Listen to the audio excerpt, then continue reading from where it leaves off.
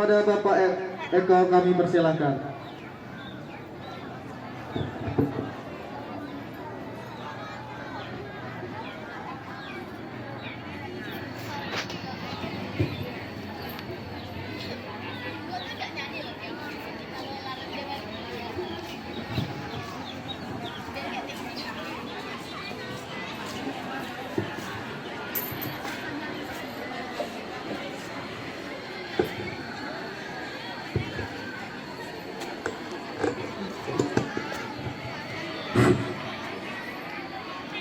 Bismillah. Assalamualaikum warahmatullahi wabarakatuh.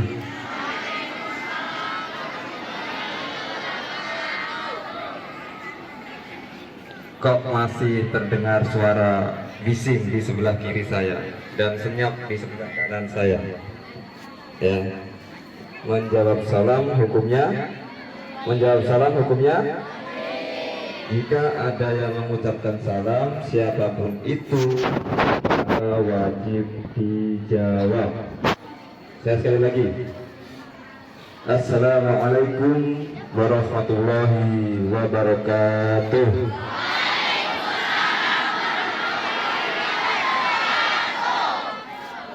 Masya Allah.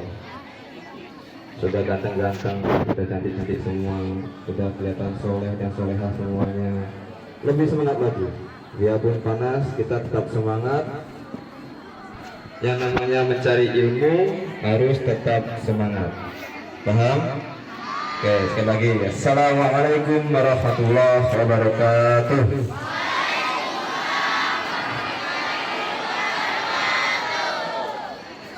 Innal hamdalillah nahmaduhu wa nasta'inuhu wa nastaghfiruh wa na'udzu billahi min shururi anfusina wa min sayyiati a'malina may yahdihillahu fala mudilla lahu wa may yudlil fala hadiya lahu. Asyhadu an la ilaha illallah wa asyhadu anna Muhammadar Rasulullah. Allahumma sholli ala sayyidina Muhammad wa ala ali sayyidina Muhammad. Qala Allah ta'ala fi kitabihil karim ba'da a'udzu billahi minasyaitonir rajim. Subhanalladzi asra bi 'abdihi lailan minal masjidil haram ilal masjidil aqsa. Wa qala Allah ta'ala aidan fi kitabihil karim ba'da a'udzu billahi minasyaitonir rajim fa aqimus shalah inna sholah kana mu'minin kitaban mawquta. Pertama-tama marilah kita panjatkan puja dan puji syukur kehadirat Allah Azza wa Jalla yang telah memberikan kita kenikmatan, nikmat sehat, nikmat iman, nikmat Islam, sehingga kita masih diberi kesempatan untuk berkumpul, bermuajahah, bertatap muka di lapangan SMP Negeri Muara Beliti dalam keadaan sehat walafiat tanpa kurang satu apapun. Amin ya rabbal alamin. Dan bagi teman-teman yang belum sempat hadir ataupun ada halangan, mari kita doakan semoga diberi kemudahan dan lekas diberi kesehatan oleh Allah Subhanahu wa taala. Amin ya rabbal alamin. Salawat serta salam senantiasa kita haturkan, kita lanturkan kepada baginda kita, suri tauladan kita, yakni Nabi besar, Nabi Agung Muhammad sallallahu alaihi wasallam. Kok sepi? Halo? Halo? Kok sepi ketika diucapkan Nabi Muhammad sallallahu alaihi wasallam? Dijawab enggak? Harus dijawab. Jangan seperti orang yang bakhil. Tahu bakhil? Tahu bakhil? Kisip kata orang Jawa. Kisip, pelit. Ya, jika mendengar sholawat itu harus dibarengi dengan dijawab dengan sholawat. Ketika mendengar Nabi Muhammad, nama Nabi Muhammad, kita harus bersolawat. Jangan diam seperti tidak tahu apa-apa. Ya, jangan diam. Sekali lagi, sholawat serta salam kita kirimkan, kita haturkan kepada baginda kita Nabi besar Nabi Muhammad Sallallahu Alaihi Wasallam. Sallallahu Alaihi Wasallam. Ya, jadi seperti itu anak-anak sekalian. Jika mendengarkan suatu ucapan Nabi Muhammad, maka harus dijawab. Siapa Nabi Muhammad ini? Siapa? Nabi Muhammad adalah kekasih Allah. Kekasih Allah yang sangat dimuliakan, hamba Allah yang sangat dimuliakan. Jadi jika anak-anak sekalian belum mengenal yang namanya Nabi Muhammad, nah ini gawat ya. Yang membawa ajaran Islam kepada kita semua yakni adalah Nabi Muhammad Shallallahu Alaihi Wasallam. Ya, bukan yang lain. Paham? Nah, jadi sebagai seorang muslim, generasi Islam, anak muslim itu wajib yang namanya meneladani sifat dan sikap Rasul kita Nabi Muhammad Shallallahu Alaihi Wasallam. Diutusnya Nabi Muhammad Shallallahu Alaihi Wasallam tidak hanya sekedar menunjukkan suatu ajaran agama, tetapi juga untuk meluruskan akhlak, membenarkan akhlak dan adab kita semua. Dalam sebuah hadis kata Rasulullah Shallallahu Alaihi Wasallam, innama buistu liutamima makarimal akhlak. Akhlak siapa? Akhlak kita semua, termasuk akhlak-akhlak peserta didik terhadap guru-gurunya. Ya, jika saat ini masih ada anak-anak kita, anak semuanya yang merasa menyerap pelajaran itu susah, ya, menyerap pelajaran itu susah, tidak mudah mengerti dan tidak mudah memahami, perlu dikoreksi dulu bagaimana proses dalam belajar kalian. Diawali dengan doakah tidak? Ketika berangkat menuju sekolah itu diawali dengan bismillah tidak? Ketika masuk kelas mengucapkan salam atau tidak? Ketika belajar diawali dengan bismillah atau tidak? Terhadap guru bagaimana sikap kalian semuanya? Apakah suka membangkang sama gurunya? Ataukah suka melawan sama gurunya? Ataukah masih sok kuat dan sok jagoan sama gurunya? Itu semua yang akan menghalangi kalian semua dalam mencari ilmu. Tujuan kalian belajar ke sini mau ngapain? Tujuan kalian ke sini mau ngapain yang belakang? Cari ilmu, belajar. Yang tujuan kalian ke sini mau ngapain yang di depan? Belajar. Nah, kalau belajar, ya kalian harus berubah semua sikap dan sifat kalian terhadap guru-guru tercinta kita yang ada di depan-depan ini. Ya, ini semualah guru, bapak dan ibu guru inilah yang akan memberikan ilmu kepada kalian semuanya. Ya, jangan ada yang melawan, jangan ada yang ngeyel, jangan ada yang lebih sok paham dan sok berilmu daripada seorang guru kita. Itulah nanti yang akan membuat kalian sendiri yang akan merugi. Yang namanya murid tetap murid. Nggak ada yang namanya murid terus menjadi guru dan lebih pintar daripada guru. Nggak ada. Tidak ada. Yang namanya murid selamanya murid. Oke, paham ya? Nah, jadi Isra dan Mi'raj, ya, kita kembali ke Isra dan Mi'raj. Isra dan Mi'raj ini merupakan suatu perjalanan spiritual. Perjalanan spiritual Nabi besar Nabi Muhammad Sallallahu Alaihi Wasallam. tahu perjalanan spiritual, perjalanan rohaniah, ya, perjalanan yang memiliki nilai-nilai spiritual, nilai keagamaan untuk yang melakukannya ataupun untuk yang menghambanya. Ya, perjalanan ini terbagi dua perjalanan. Yang pertama disebut dengan Isra, yang kedua disebut dengan Mi'raj. Isra, ya, Isra adalah perjalanan minal Masjidil Haram ilal Masjidil Aqsa. Minal Masjidil Haram ila Masjidil Aqsa. Di mana Masjidil Haram? Pak tanya, di mana Masjidil Haram? Di mana? Di mana? Yang sebelah kanan. Masjidil Haram di mana? Di mana? Di mana? Nah.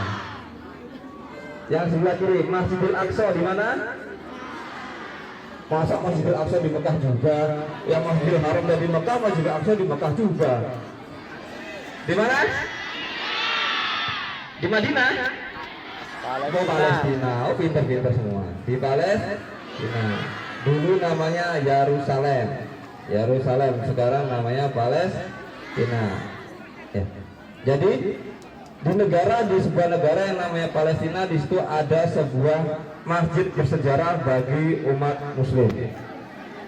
Bagi umat Muslim, yaitu namanya Masjidil Aqsa, yang sekarang masih diserang, dibombardir oleh negara Israel. Dari dulu belum selesai konflik masalah Israel dan Palestina untuk merebutkan Masjidil Aqsa.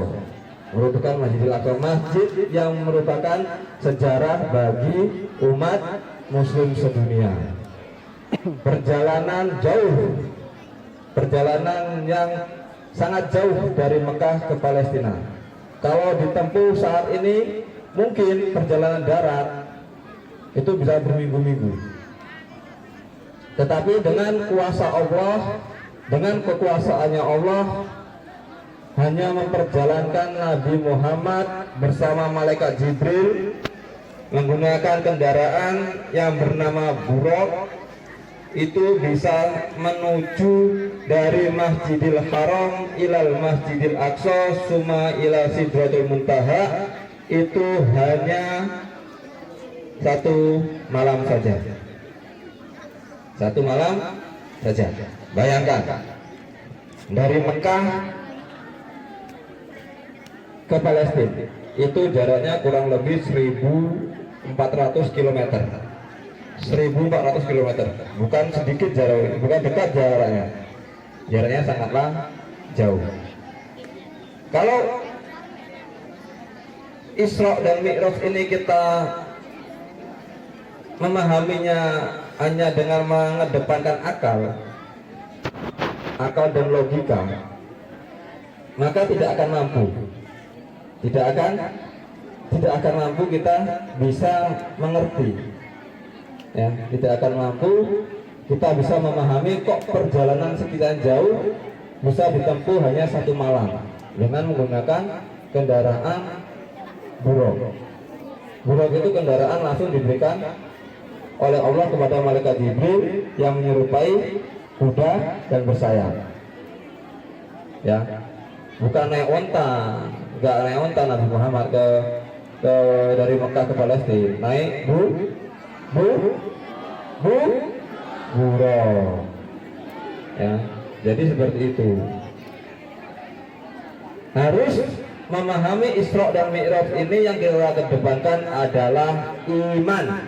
Iman. Punya iman semua? Yakin Nabi Muhammad adalah Nabi kita?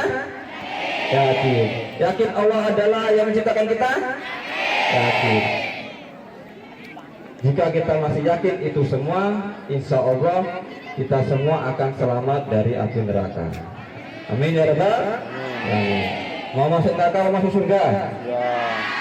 Masuk surga? Benar masuk surga? Sholat enggak nih? Sholat enggak nih? Sholat. Bunda sholat berapa kali sehari? 2 kali. Yang 2 kali angkat tangan. Yang saya 2 kali angkat tangan. Saya mau lihat saya 2 kali angkat tangan. Oh, yang 5 kali dulu, yang 5 kali, yang 5 kali angkat tangan sholatnya, yang 5 kali. 5 kali. Gak ada yang 5 kali, yang 4 kali. Yang 4 kali. Ya, ayo angkat tangan, yang 4 kali. Yang 3 kali. 3 kali. Oh, 3 kali. Yang 2 kali. Kok sepi sih yang kau suruh? Kenapa harus malu ketika ditanya sholat? Ketika ditanya siapa yang punya Facebook, angkat tangan. Angkat tangan yang Facebook. Siapa yang setiap hari nonton YouTube, angkat tangan. Nah, tidak ada malu kalian ditanya. Oh, pede saya semua. Yang main TikTok, angkat tangan. Nah, yang suka main TikTok, angkat tangan. Nah, ketika ditanya TikTok, YouTube, Facebook, Instagram, semuanya angkat tangan. Ketika ditanya sholat, nah, mulai toleh kanan, toleh kiri. Ada nggak ya teman saya yang sholat? Ada nggak ya teman saya yang nggak sholat? Ada nggak ya teman saya yang sholatnya cuma 3 kali, 2 kali? Ada? Ya. Kewajiban kita sehari semalam melaksanakan sholat berapa? Berapa? Kompak. Berapa kali? 5 kali. Berapa rakaat? Berapa rakaat? 17 rakaat. Oke, dengarkan. Wah, sholat itu hukumnya wajib hukumnya. Jangan sampai kalian meninggalkan yang namanya ibadah sholat 5 waktu. Saking pentingnya ibadah sholat, Rasulullah langsung diutus, langsung dijemput sampai malaikat Jibril menghadap Allah. Langsung menghadap Allah. Saking wajibnya. Ya. Bukan cuma dikasih wahyu. Kalau misalnya ada peristiwa apa, kejadian apa, biasanya Allah cuma mengirimkan wahyu. Tetapi untuk perkara sholat, Rasulullah SAW langsung dipanggil sama Allah untuk menghadap bersama malaikat Jibril. Tadi yang namanya Mi'raj, dari Masjidil Aqsa ke Sidratul Muntaha, tingkat langit yang paling tinggi, ya, Sidratul Muntaha. Itu yang namanya Mi'raj. Tadi Isra dan Mi'raj. Isra perjalanan dari Masjidil Haram ilal Masjidil Aqsa, kemudian dilanjutkan ila Sidratul Muntaha untuk menerima perintah langsung sholat. Berapa? Apa perintah apa? Sholat. Berapa waktu? Bukan. Pertama kali bukan 5 waktu sholat itu. 50 waktu. Bayangkan kalau kalian disuruh sholat 50 waktu dalam sehari semalam, gimana? Bisa nggak? Yang 5 waktu aja cuma 2 waktu dikerjakan, apalagi 50 waktu. Ya.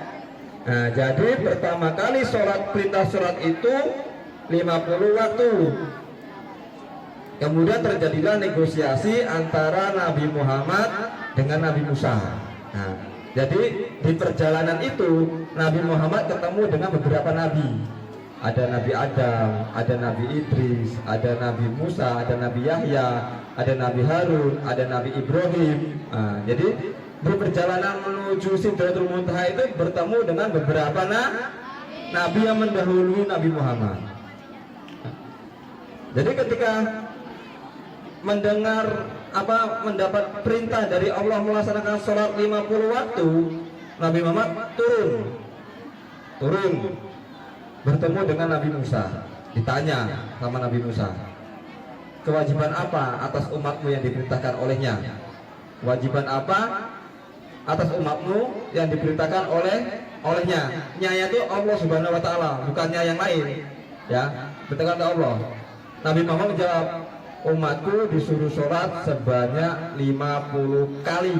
Kata Nabi Musa, umatmu tidak bakal tahan, umatmu tidak bakal kuat, karena umatmu termasuk umat akhir zaman, tidak akan kuat melaksanakan sholat sehari semalam 50 kali. Naik lagi dia, Nabi Muhammad, rundingan lagi, negosiasi sama Allah supaya kita bisa sholat lebih ringan dari 50 kali.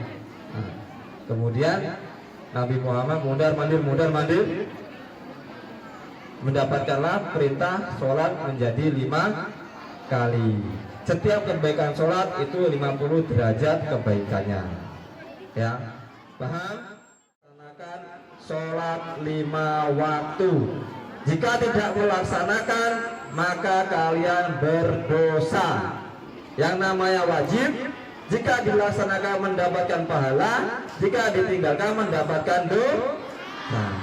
Mau dapat pahala, mau dapat dosa? Ayo, yang belakang mau dapat pahala, mau dapat dosa? Dapat pahala. Yang samping mau dapat pahala, mau dapat dosa? Yang ujung sana mau dapat pahala, mau dapat dosa? Dosa. Dapat apa? Pahala. Dapat pahala. Nah, kalau mau dapat pahala, laksanakanlah perintah yang 5 tadi, sholat 5 waktu. Kenapa sholat? Kenapa sholat? Karena dalam sholat kita bisa menentukan siapa kita. Dalam sholat kita bisa menentukan siapa kita. Bagaimana sifat kita, bagaimana sikap kita, itu bisa ditentukan dari sholat kita. Bagaimana kehidupan kita di dunia bisa ditentukan oleh sholat kita. Ya, dapat banyak pelajaran-pelajaran yang bisa kita ambil dari yang namanya sholat. Sholat. Ya, kita sebagai seorang hamba, sebagai seorang hamba wajib hukumnya untuk nunduk. Tahu nunduk? Tahu nunduk? Kalau sholat kita harus ngapain? Sujud.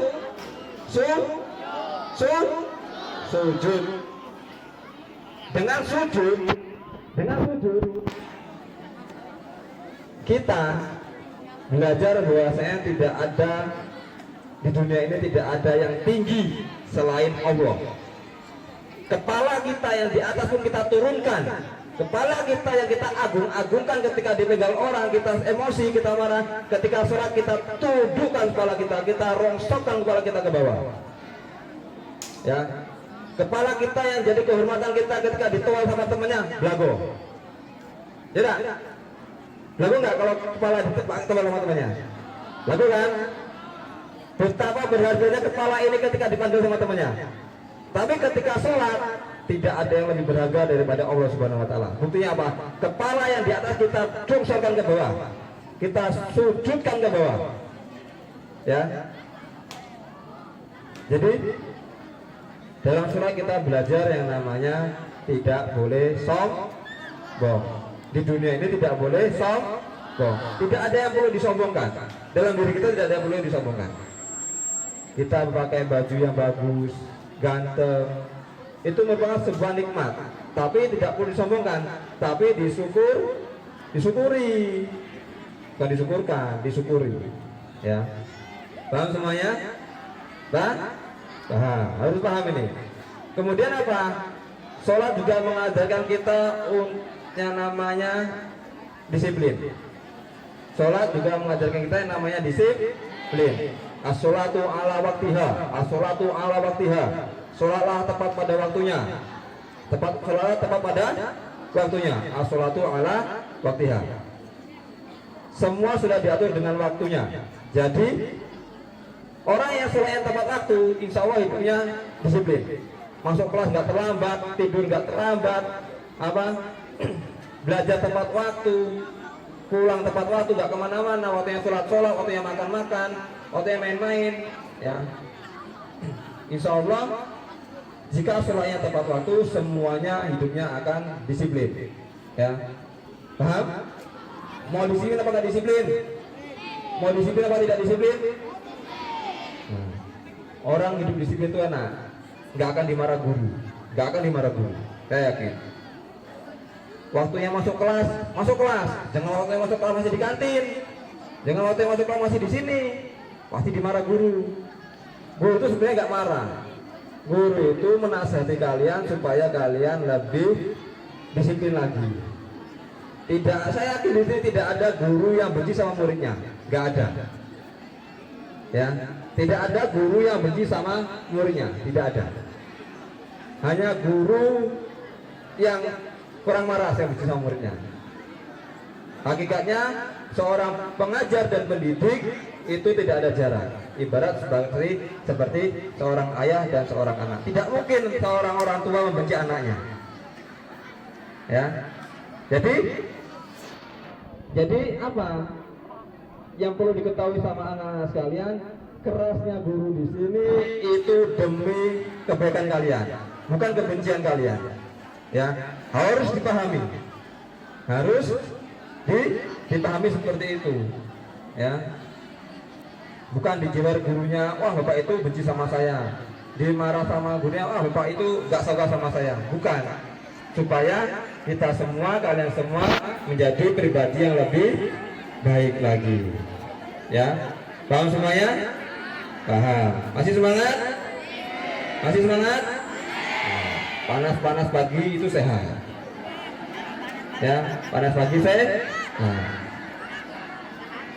Seorang pelajar, murid, santri, ya siapapun namanya, tulabul ilmi faridatun ala kulli muslimin. Ya, tulabul ilmi faridatun ala kulli muslimin. Ada yang hafal? Ada yang hafal?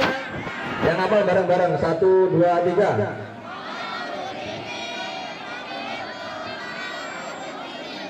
Oke, tulabul ilmi faridatun ala kulli muslimin. Mencari ilmu, belajar atau mencari ilmu merupakan suatu kewajiban bagi seorang muslim. Kalian belajar itu wajib, bukan hanya program pemerintah wajib belajar 9 tahun, tetapi muslim, hadis Rasulullah SAW sudah memerintahkan zaman dahulu. Dari zaman dahulu sebelum kita lahir, sebelum ada peraturan wajib belajar 9 tahun, Nabi Muhammad SAW sudah memerintahkan kita untuk belajar. Sampai kapan? Sampai kita mati. Sampai kapan? Sampai kita mati. Ya, kalau pemerintah itu mewajibkan belajar sampai 9 tahun, 12 tahun, itu hanya belajar di sekolahan. Kemudian belajar yang lainnya kita belajar lewat kehidupan. Tulu zaman. Kata Imam Syafi'i, belajar itu tulu zaman, sepanjang waktu. Ya, jadi tetap semangat dalam momen Isra Mi'raj ini. Kita bangkitkan lagi semangat kita untuk belajar lebih giat, untuk lebih mengerti lagi makna belajar, makna menghormati guru, proses-proses dalam belajar dan yang lainnya. Mungkin hanya itu yang bisa saya sampaikan. Berhubung cuacanya sudah panas, banyak yang sudah tidak tahan kelihatannya. Syukran kasiran ala ihtimamikum. Akhirul kalam, wassalamualaikum warahmatullahi wabarakatuh.